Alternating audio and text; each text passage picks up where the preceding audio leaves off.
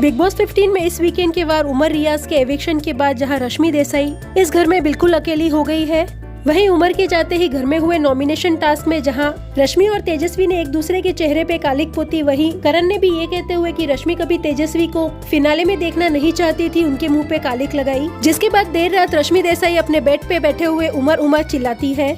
कभी उमर की तस्वीर को अपने हाथों में लेती है तो कभी अपनी तस्वीर के पास रख देती है और बार बार कैमरा में देख के बोलती है कि अच्छा हुआ उमर तुम चले गए, कम से कम इस नॉमिनेशन टास्क के जरिए तुम्हारे दोस्त के चेहरे से मुखौटा तो हटा।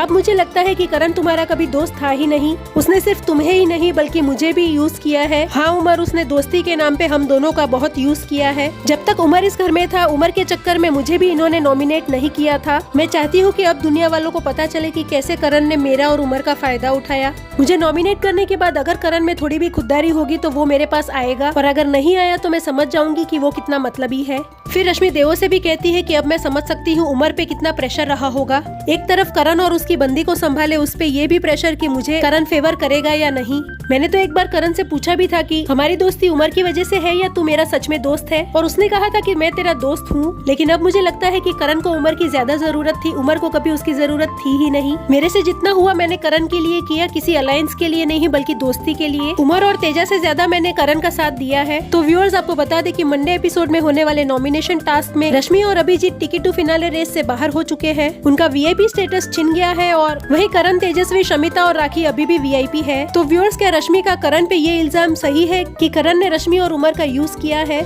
या फिर यहाँ पे खेला जा रहा है नया सिंपैथी कार्ड?